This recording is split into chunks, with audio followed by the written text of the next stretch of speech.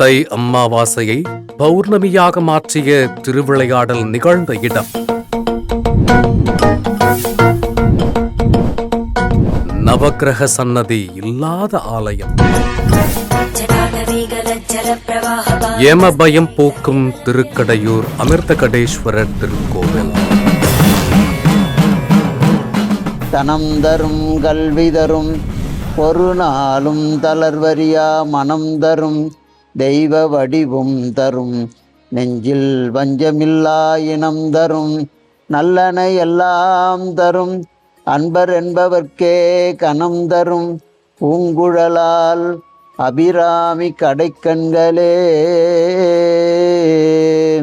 எல்லாம் வல்ல செந்தமிழ் சொக்கநாத பெருமானுடைய திருவருளையும் தர்மயாதின குருமணிகளினுடைய குருவருளையும் சிந்திக்கின்றோம். திருக்கடவூர் மிக முக்கியமான பாடல் பெற்ற தலங்களில் வீரட்டான தலத்துள் முதன்மை வாய்ந்ததாக விளங்குகிறது. தமிழகத்தில் உள்ள பிரசித்தி பெற்ற சிவாலயங்களில் ஏமபயம் போக்கி நீண்ட ஆயுளை பக்தர்களுக்கு அருளும் சிவாலயமாக விளங்குகிறது மயிலாடுதுறை மாவட்டம் திருக்கடையூரில் அமைந்திருக்கும் அமிர்தகடேஸ்வரர் திருக்கோவில்.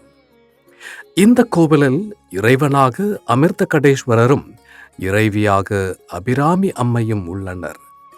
தன்னை நாடி வந்த பக்தன் மார்க்கண்டேயனின் உயிரை யமனிடம் இருந்து காத்த அமிர்தகடேஸ்வரரை வழிபட்டால் நோய் மற்றும் தோஷங்கள் நீங்கி நீண்ட ஆயுள் கிடைக்கும் என்பது பக்தர்களின் நம்பிக்கை.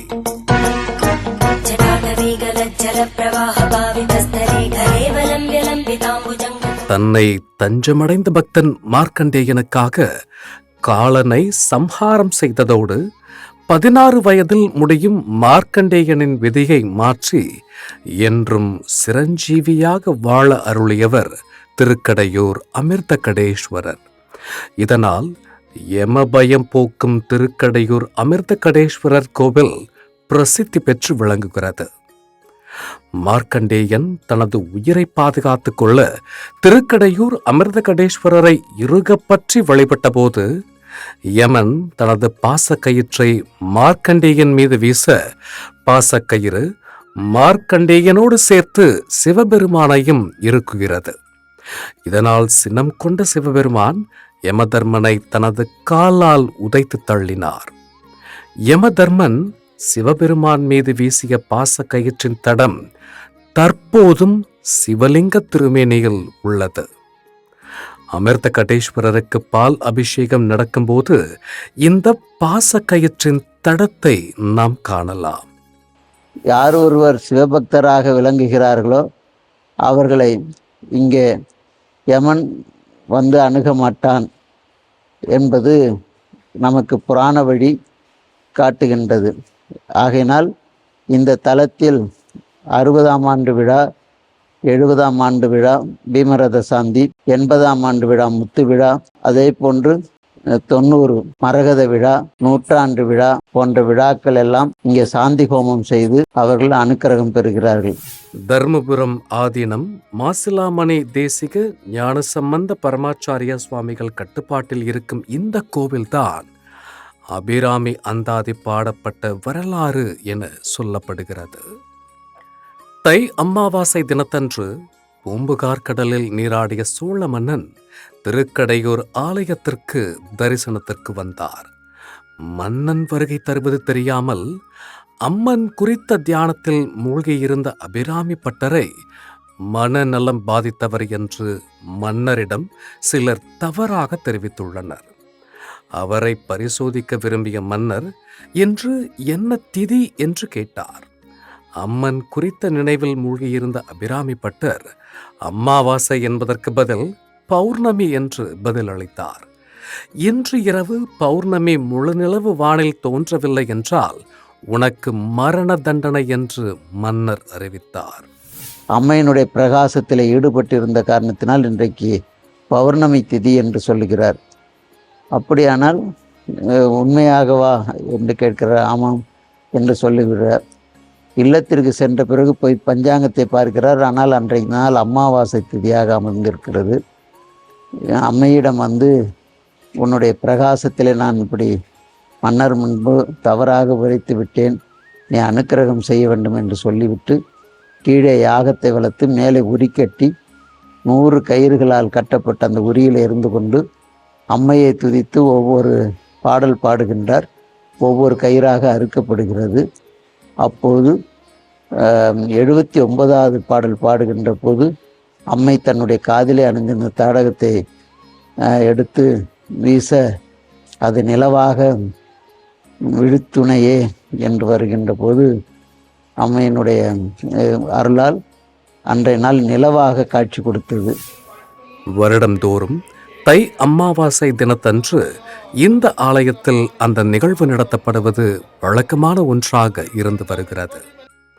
இந்த ஆலயத்தில் நவக்கிரக சன்னதி இல்லாததும் ஆலயத்தின் சிறப்பாக கருதப்படுகிறது. மூலவராக அமிர்தகடேஸ்வரரும் உற்சவராக காலசம்ஹாரமூர்த்தியும் அமைந்துள்ளனர்.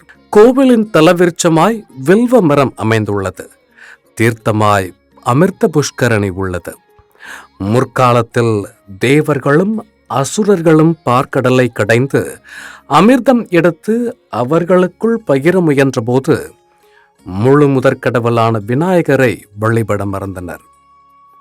இதனால் சினம் கொண்ட விநாயகர் இக்கோவிலில் ஒரு அமிர்தம் நிறைந்த குடத்தை மறைத்து வைத்ததாகவும் இந்த அமிர்தம் நிறைந்த குடமே சிவலிங்கமாக மாறியதாகவும் இதனால் இக்கோவில் அமிர்தகடேஸ்வரர் கோவில் என பெயர் பெற்றதாகவும் புராண வரலாறு கூறுகிறது. அமிர்த குடத்தை மறைத்து வைத்த விநாயகர் கள்ள விநாயகர் என அழைக்கப்பட்டு இக்கோவிலில் தனி சன்னதியில் அருள்பாலிக்கிறார்.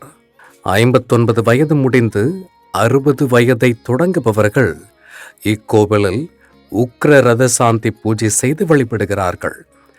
60 வயது முடிந்து 61 வயது தொடங்குபவர்கள் சஷ்டியப்த பிரூத்தி பூஜை செய்கின்றனர்.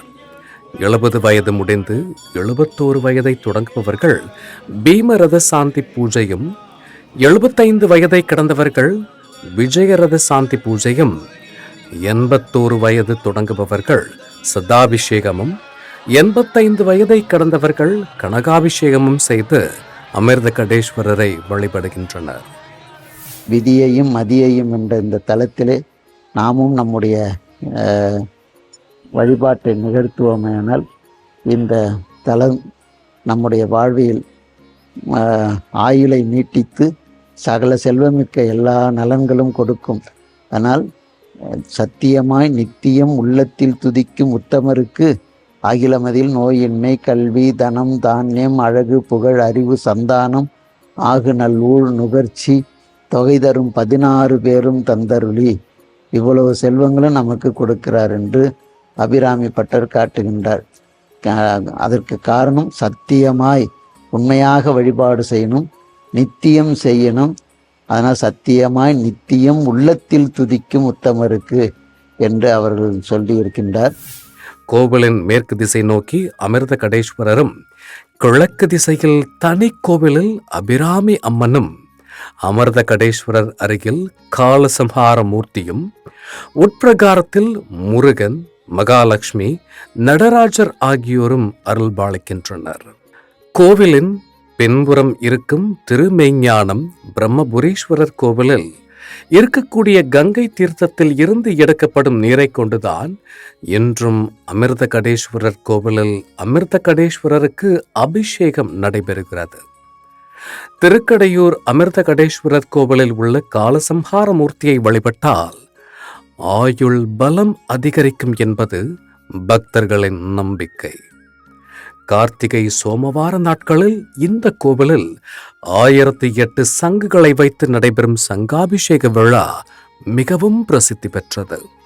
திருக்கடையூர் அமிர்தகடேஸ்வரர் கோவிலில் ஆண்டுதோறும் சித்திரை மாதம் மக நட்சத்திரத்தில் காலசம்ஹார பெருவிழா சிறப்பாக கொண்டாடப்படும்.